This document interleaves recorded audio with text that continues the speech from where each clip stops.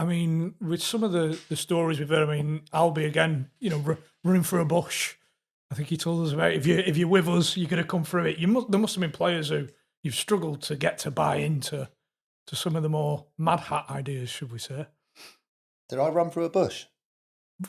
So we've been led to believe. Yeah, I did. It wasn't a bush. It was a hedge. A hedge. Tight knit as well. Yeah, it's a stubborn one, isn't it, to get through? Thorns?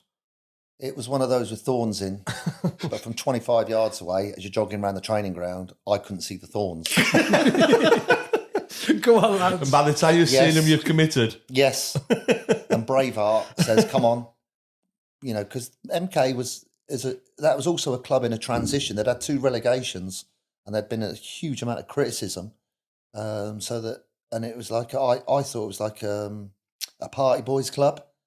They'd wear their shirts all open. They'd have sunglasses on. They'd have all the chains and the watches and all the stuff I hate. The ties would be down here, and it was relegation and nice cars, and it was all the stuff that I just thought reeks of failure.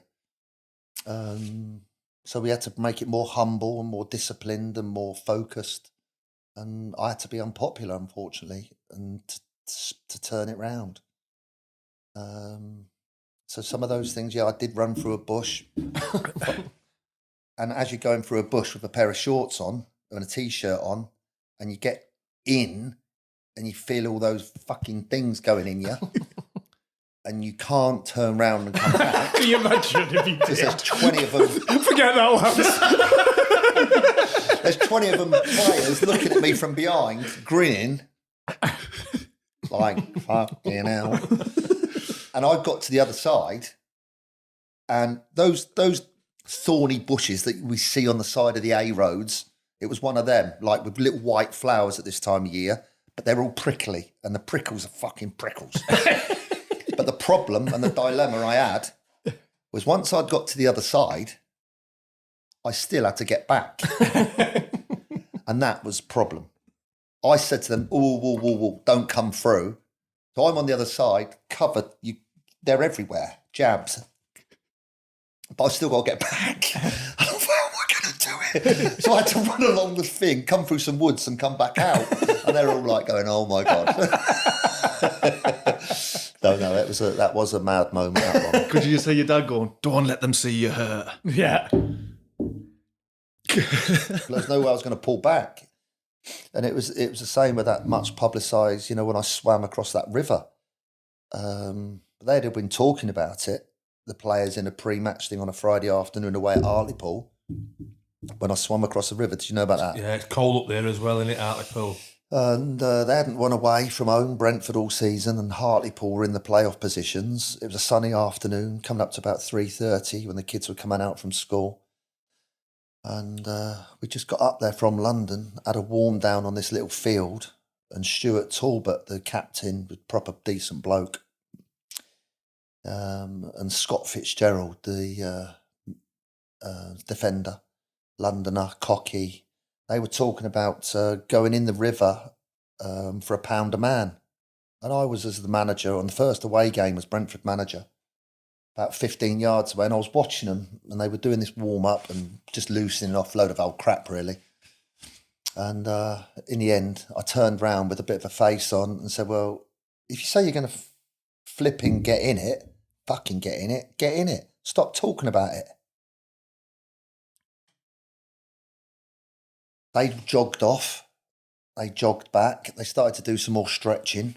And then Stuart Talbot, the captain, said, Gaffer? No. I said, if you say you're going to do it, if you say you're going to swim it, get in and swim it.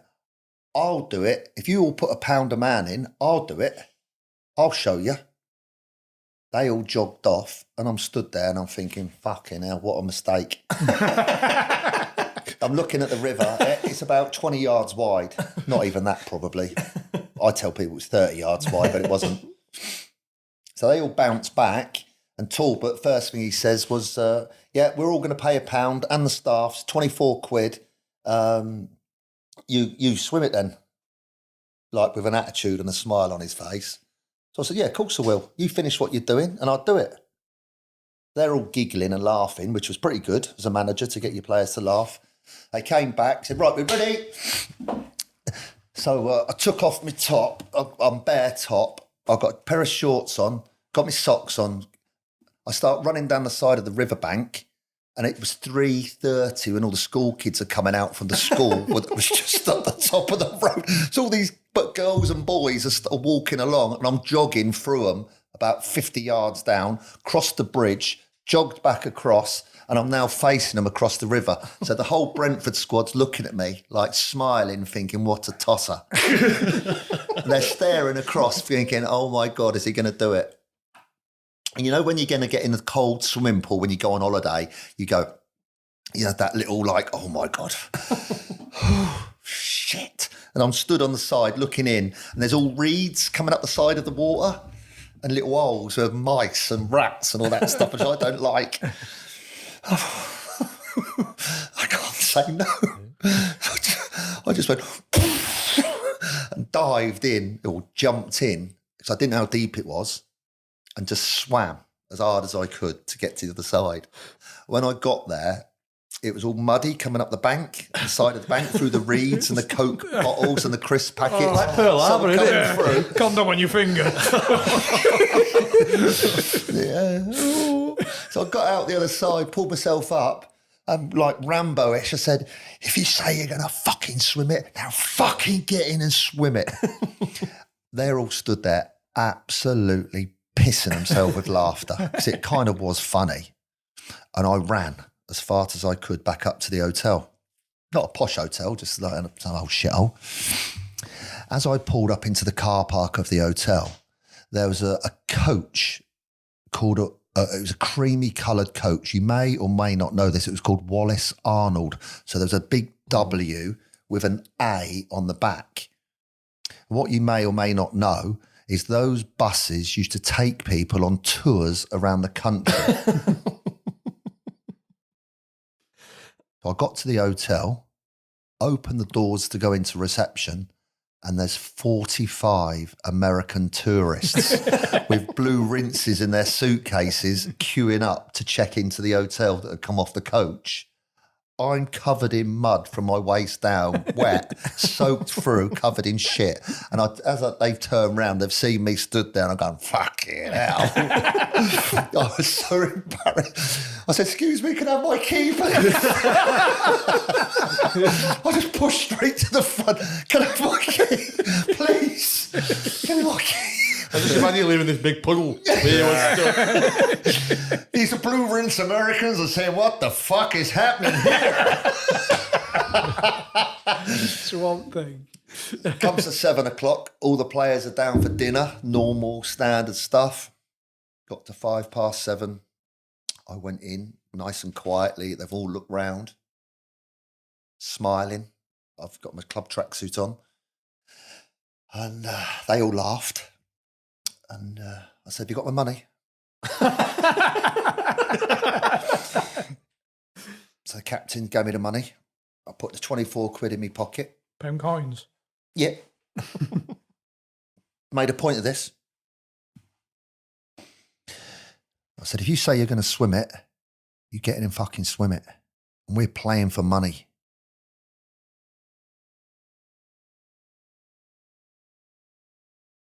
Paused, walked out, left it. Quiet like this. So 7:30, normal. The coach goes into the dining room. Captain says, what time are we having a team meeting tomorrow? What's the rules? Coach says, everyone's got to be in their rooms by 9. No one's allowed out of their rooms by 9 o'clock. You've all got to be in your rooms. Don't mind you having a coffee up to 9. That's fine. Rooms by 9. No team meeting tomorrow. No team meeting? Nope. So they're all sitting there thinking, fucking hell. The next morning, the coach and the physio go down with the kit man to the porter cabin at Hartlepool, changing room. And there was a shop called Prontoprint. Prontoprint was opening at 9 o'clock where we were staying, wherever that was. So they went there, the pair of them, and they got printed on posters if you say you're going to swim it, then swim it. And they got about 50 made. So when they went down to do the kit man's doing all the stuff and putting all the kit out, as you do. And they, with blue tack and sellotape, put all these posters all around the porter cabin. I sat at the front of the coach on the way to the game and didn't say one word. It was totally silent. And they'd seen my face. Hartlepool hadn't lost all season at home. And Brentford had not won away from home all season. We were like 7 points behind relegation, behind that line. We won 2-1. When the players went into the dressing room off the team coach, when you go in the dressing room and they saw it all like this, they were like, oh my God. And I stayed away from them. I didn't talk to them. I just left them. And we just let them go out and play. No team talk pre-game? No, nothing. I don't always do that. I don't always believe in that, because you can have one brilliant week, 1 week about playing Liverpool, say, and the next week you've got to play Rochdale, with all due respect to Rochdale. So I'm not sure you can get that balance right. You can't have a Churchillian type speech to play Liverpool and then to Rochdale the next week you're going to be thinking, flipping out, what am I going to say this week? Yeah. So sometimes I think it's better to come from the training pitch, give them their jobs, explain what you want them to do, now go out and get on with it. Then I've been like that for a few years now. But that Hartlepool thing, people said he's fucking mental to dive in the river. I can understand, but there was a purpose to it. I didn't plan it. It just happened, and it just came into my brain as quick as that. Yeah, so something that starts off as a laugh has then turned into a thing about preparing for a game and just, right, lads, on you go. Get the signs up. But to take that moment of, right, do you know what, I'm going to show them, I'm going to jump in the river, but then the forward, we can actually use this as a tool. Yeah. To then get the posters printed, put them up, so then it does become a tool, doesn't it? But if you say you're going to do it, do it.